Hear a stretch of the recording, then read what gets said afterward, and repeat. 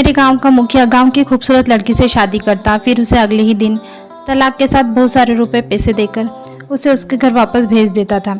लड़कियां भी खुशी खुशी उसे शादी करती और अगले ही दिन तलाक लेकर के अपने घर वापस चली जाती।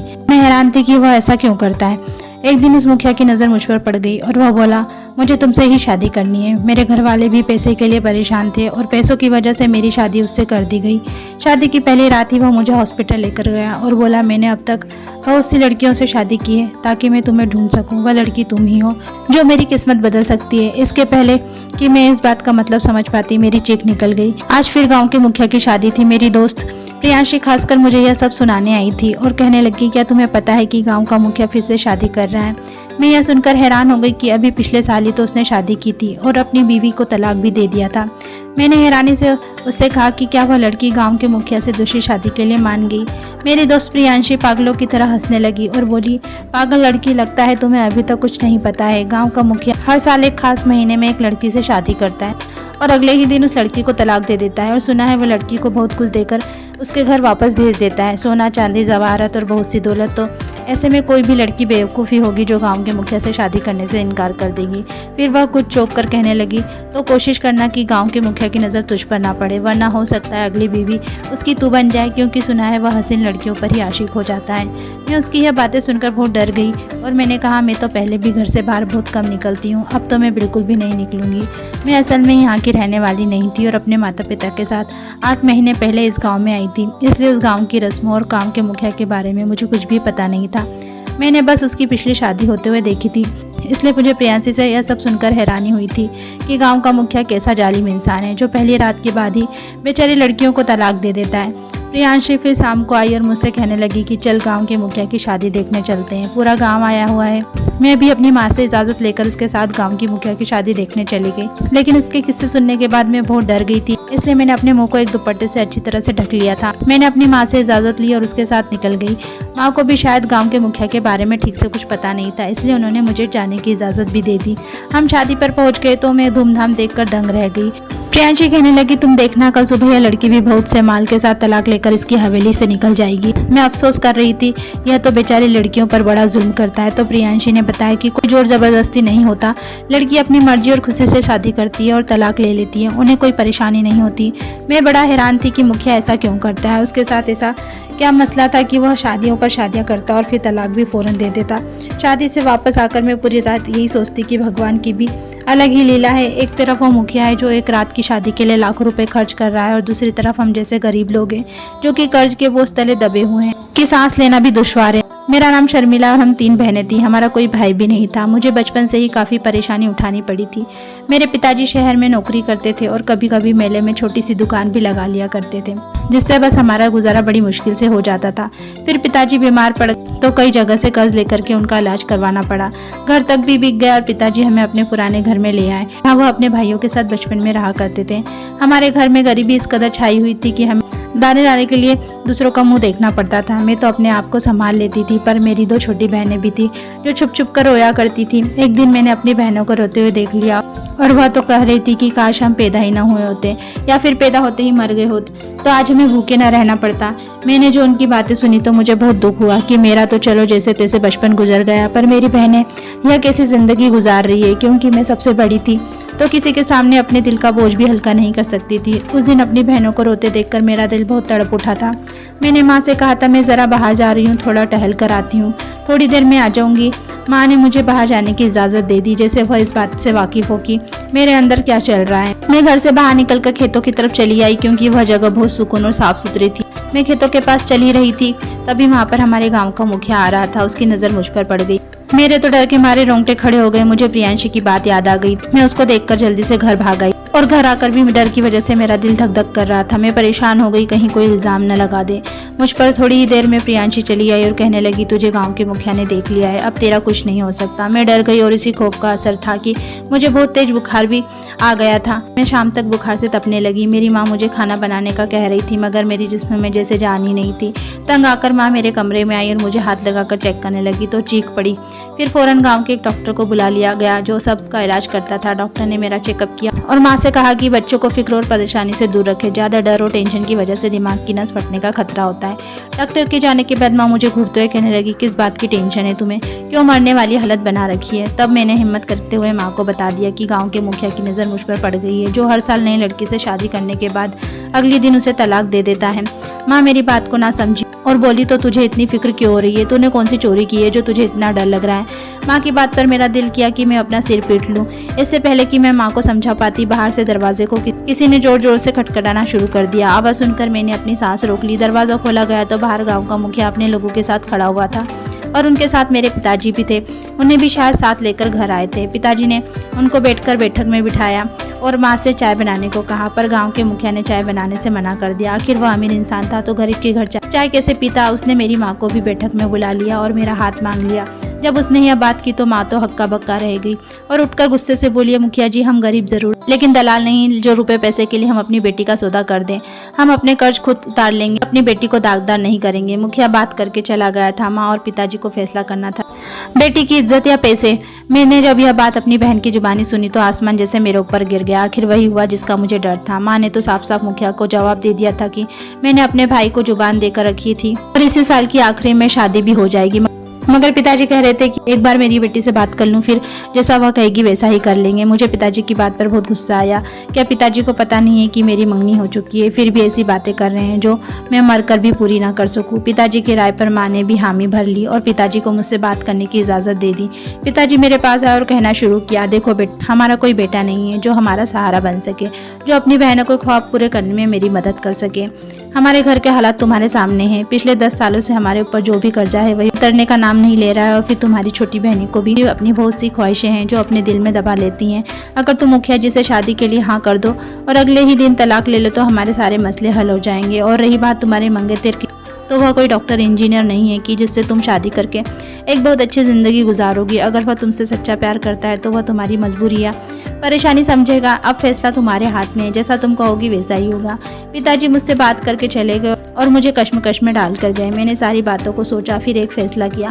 मैंने पिताजी से कहकर अपने मंगेतर राहुल को बुलाया ताकि उससे बातचीत करके फैसला ले सकूं। अगले दिन राहुल हमारे घर पर आ गया। मैं उसे लेकर छत पर आ गई ताकि मैं आराम से और सुकून से उससे बात कर सकूं। मैंने राहुल को पिताजी और गांव के मुखिया की कही हुई बातें बताई और उसके चेहरे का रंग गुस्से से लाल हो गया। मैं उसके दिल के हाल को समझ रही थी, मगर मुझे एक चीज़ को समझाना था, शादी के बाद मेरा और राहुल का फ्यूचर या फिर मुझे मेरी बहनों का और मेरे माँ बाप का सहारा बनना था। उसने मेरी बात सुनकर इनकार कर दिया और उठकर जाने लगा। तो मैंने कहा, मैं पिताजी के फैसले पर राजी हूँ। वह गुस्से में लाल मेरी तरफ पलटा और घूरती नजरों से मुझे देखकर बोला, तुम्हारा दिमाग खराब हो गया है। शायद उसको सदमा लगा था और सदमे की वजह से उसकी आवाज़ ठीक से निकल भी नहीं पा रही थी। मैं सब जानते बूझते भी उससे नज़र चुराने पर मजबूर थी। मैंने उससे कहा कि हाँ, दिमाग खराब हो गया है मेरा, क्योंकि मेरे माँ बाप को कोई बेटा नहीं है और उनको मैं कर्ज में डूबा हुआ नहीं देख सकती। और फिर एक ही दिन की तो बात है, हमारे सारे मसले हल हो जाएंगे और बिना किसी फिक्र के हम दोनों एक हो जाएंगे। क्या तुम नहीं चाहते कि हमारी परेशानी खत्म हो जाए, या इतना ही प्यार था मुझसे जो मुझे समझ ही नहीं पा रहे हो। मेरी इमोशनल बातें सुनकर राहुल का दिल भी नरम पड़ गया और वह शादी के लिए मान गया। राहुल के जाने के बाद मैंने माँ से कहा कि मैं शादी के लिए तैयार हूँ। मैंने किस तरह दिल पर पत्थर रखकर कहा था यह मैं ही जानती थी, पर मुझे इस जगह पर कमजोर नहीं पड़ना था। मैं सोच में पड़ी थी और पिताजी ने मुखिया जी को हाँ का जवाब भिजवा दिया। माँ ने जब यह बात सुनी वह अपना सर पीटने लगी और मुझे समझाने लगी, पर मैं फैसला कर चुकी थी कि मुझे पीछे नहीं हटना था। माँ की तकलीफ का भी मुझे अंदाजा था, पर पिताजी के भी कोई कसूर नहीं था। वह इस उम्र में भी कर्ज की टेंशन लेते तो वक्त से पहले ही बूढ़े हो जा रहे थे। मैं अपने फैसले पर अड़ी रही थी तो माँ ने भी चुप्पी साध ली और यूं एक हफ्ते के अंदर ही अंदर मेरी शादी की तैयारी हो गई और मैं लाल जोड़े में विदा होकर मुखिया के घर आ गई। सारे दिन की थकान से जब मैं मुलायम गद्दे पर बैठी तो बैठने के साथ ही बैठे बैठे मुझे नींद आ गई और मुझे पता ही नहीं चला कि मैं कब सो गई। और जब मेरी आंख खुली तो मैंने अपनी कलाई पर कुछ महसूस किया। सामने देख मेरा पति मेरी कलाई पर उंगली फेर रहा था। फिर अचानक पता नहीं मेरे पति को क्या हुआ, उसने मेरी कलाई छोड़ दी और दूर जाकर खड़ा हो गया। फिर बोला, हमें अभी हॉस्पिटल चलना है, जल्दी उठो और अपने कपड़े बदल लो। मुझे उसकी बातें सुनकर उसकी दिमागी हालत पर शक हुआ। मैं जाने से मना करना चाहती थी, पर पहली रात कुछ ऐसा नहीं करना चाहती थी जो वो मुझे तलाक न देता। मैं कपड़े बदलकर उसके साथ गाड़ी में बैठ गई और फिर हम अस्पताल पहुंचे तो वहाँ जाकर जो मैंने देखा उसे देखकर मेरे अपने होश आवाज़ खो बैठी थी। मेरा पति डॉक्टर से बात करने के बाद कहने लगा, वह लड़की तुम ही थी जिसकी तलाश में मैंने आज तक इतनी शादियां की है। बस अब तुम्हें तलाक नहीं दूंगा, अब से तुम ही मेरी पत्नी बनकर रहोगी। मैं उसकी बात सुनकर बेहोश हो गई। वह मुझे गाड़ी में डालकर घर ले गया। घर आकर जब मुझे होश आया तो उसकी बातें याद करके मेरी रूह कांप गई। मैंने इधर उधर देखा मगर वह कहीं नहीं था। मेरा पति तो पता नहीं कहाँ चला गया था, मगर नौकरानी मेरे आसपास ही थी। उन्होंने बताया कि आपके घर वाले आए थे, मगर मालिक ने उनको यह कहकर वापस भेज दिया कि अपनी बेटी से मिलने आप लोग जब मर्जी हो तब आ जाओ, मुझे कोई एतराज़ नहीं है, मगर मैं उसे तलाक नहीं दे रहा हूँ और मालिक ने आपके घर वालों को पैसों का भरा बैग और रहने के लिए घर भी दिया है। नौकरानी की बात सुनकर मेरा दिल किया कि रो दूं कि मेरे घर वालों ने मेरे साथ क्या किया। मैं अपनी ही नज़रों में गिर गई थी। अब मैं उस मुखिया से किस मुंह से बहस करती जब मेरे ही घर वाले मुझे छोड़कर जा चुके थे। मुझे सबसे ज़्यादा दुख राहुल के बारे में सोच कर हो रहा था। जब उसे पता चलेगा कि मेरा तलाक नहीं हुआ तो मुझे बेवफा समझेगा और सोचेगा मैंने पैसों की चमक धमक देखकर तलाक लेने से इनकार कर दिया। यह सारी बातें सोचकर मेरा दिमाग खराब हो रहा था। मुझे समझ में भी नहीं आ रहा था कि आखिर मैं अपनी मर्जी से अपने गले में पड़ा हुआ फांसी का फंदा कैसे निकालूं। इससे पहले मैं रोना शुरू कर देती, मेरा पति कमरे में आ गया और मुझसे मेरा हाल पूछने लगा। मैंने उस झूठे इंसान को देखा तो मेरा खून खोल गया, जिसने एक रात की बात करके शादी की थी और अब अपनी बात से मुकर रहा था। उसने मेरे चेहरे को छूना चाहा तो मैंने गुस्से से उसका हाथ झटक दिया और बोली, मैं तब तक तुम्हें अपने पास नहीं आने दूंगी जब तक तुम मुझे इस राज की हकीकत बता नहीं देते। तुम क्यों हर साल नई लड़की से शादी कर उसे तलाक दे देते थे और अब मुझे तलाक क्यों नहीं दे रहे हो।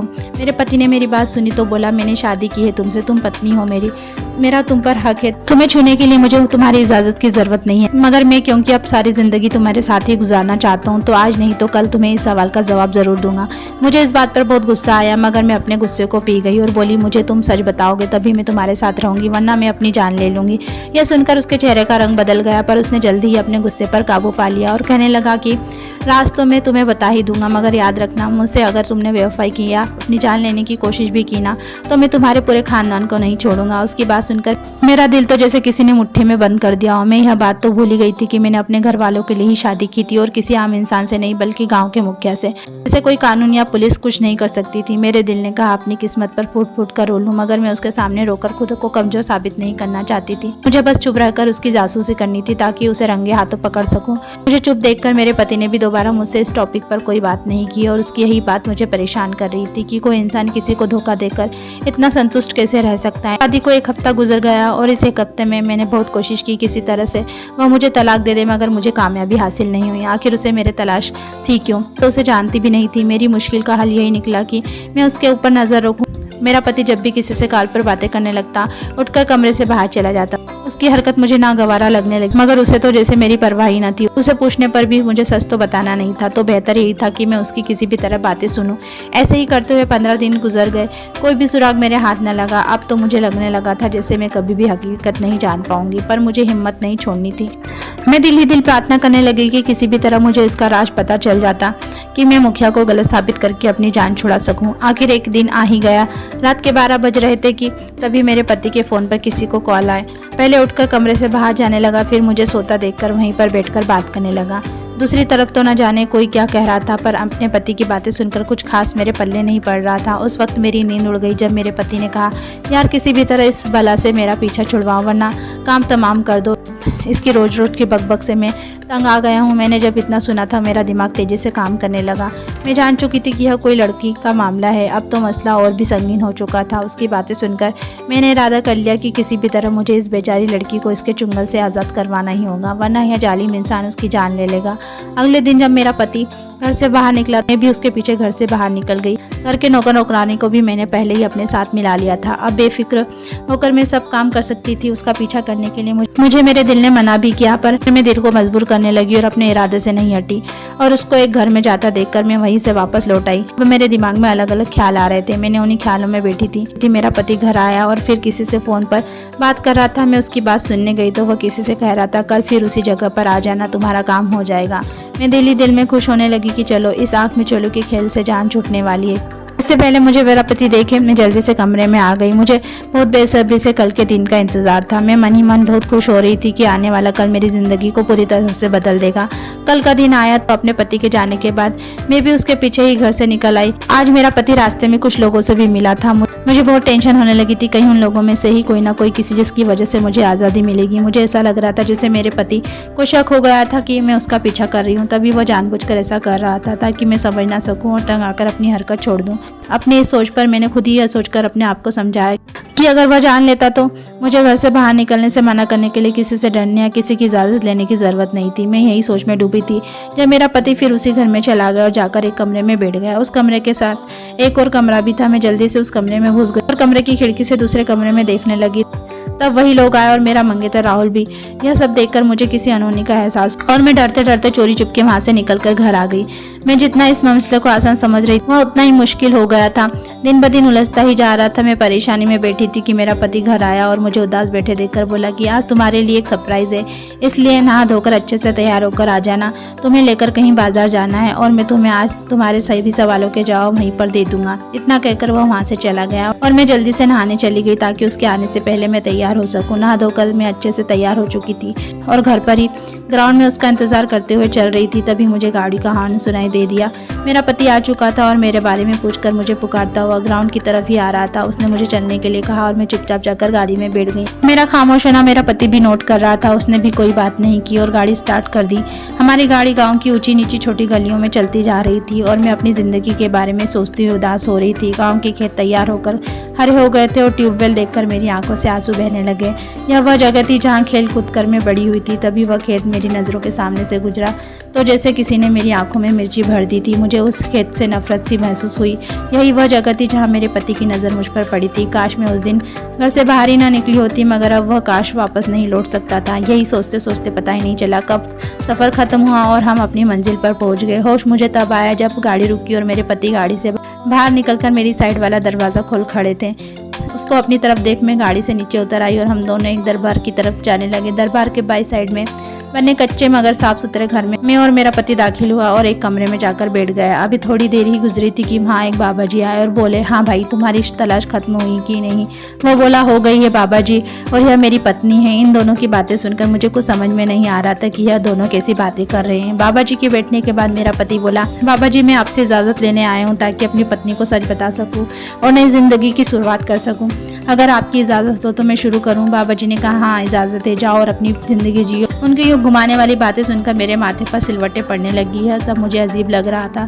फिर मेरा पति उठकर खड़ा हुआ और वह वहाँ से मुझे साथ लेकर वापस घर आ गया और आकर मेरे पति ने सारे नौकर को छुट्टी दे दी और सारे दरवाजे खिड़कियाँ बंद कर दिए। मैंने उसे ऐसा करते हुए देखा तो मैं डर गई और डरने की वजह से मेरा रंग पीला पड़ गया था। यह देखकर मेरा पति बोला, डरो नहीं, बात बस इतनी है कि कोई भी हैरान जान न सके, इसलिए मैंने सारे नौकरों को छुट्टी दे दी है और दरवाजे और खिड़कियां बंद कर दी हैं। उसकी बातें सुनकर मेरी सांस में सांस आई। फिर मेरा पति मुझे लेकर बेड पर बैठा और बोला, यह आज से 10 साल पहले की बात है।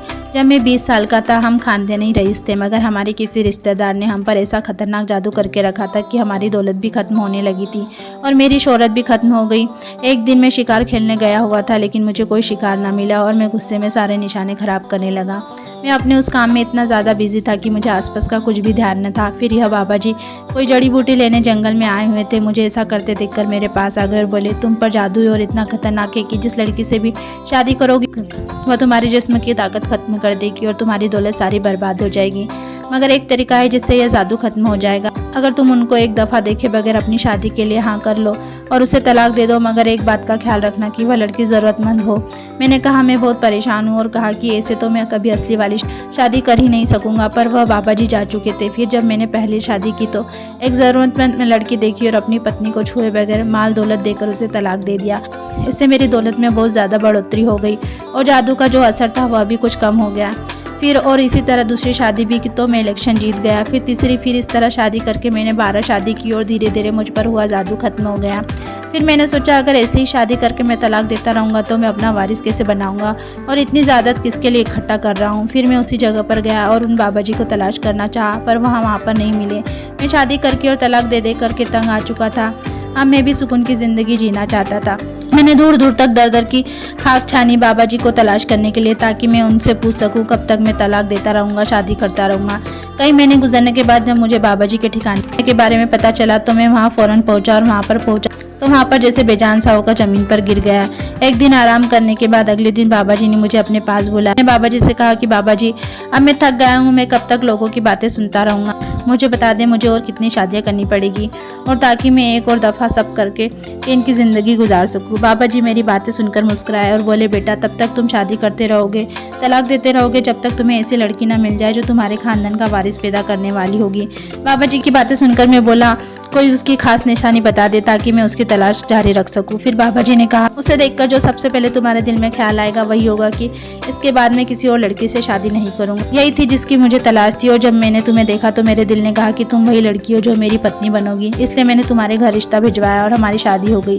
अपने पति की सारी बातें सुनकर भी कुछ था जो मुझे खटक रहा था, क्योंकि जब शादी की रात मेरा पति मुझे देखने के बाद अस्पताल ले गया तो वहाँ जाकर उसने कहा था, तुम ही वह लड़की हो जिसकी मुझे अब तक तलाश थी। कुछ देर चुप रहने के बाद मैंने लगे हाथों यह बात भी पूछने का इरादा किया और कहा कि मैं कैसे यकीन कर लूँ कि यही बात सच है, जबकि हर लड़की को शादी की रात तो तुम तलाक दे देते थे और मुझे लेकर हॉस्पिटल चले गए। हॉस्पिटल वाला क्या राज है और इससे कब तक पर्दा उठाने का इरादा है? मेरी बात सुनकर मेरा पति बोला, सारे राज आज ही जान लोगी या कुछ तो कल के लिए रहने दो। मगर मैंने सोचा अगर आज ये राज ना पूछ सकी तो शायद कभी ना पूछ पाऊंगी, इसलिए आज ही पूछने का इरादा कर लिया। मुझे लगता था मेरा पति मेरा चेकअप करवाने के लिए लेकर गया है ताकि वह जान सके कि मैं कुंवारी हूँ भी या नहीं। यह बात मैं शक के बिना पर उस पर थोप नहीं सकती थी। जब तक उसके मुंह से न सुन लेती मैं मजबूर थी, और एक ऐसे इंसान के साथ सारी जिंदगी नहीं रह सकती थी जिसको मेरे कैरेक्टर पर पहले से ही शक। बेशक मैं अपने कजिन को पसंद करती थी, अपनी मंगनी भी कर रखी थी, मगर मैंने और राहुल ने कभी भी अपनी हद पार करने की कोशिश नहीं की थी।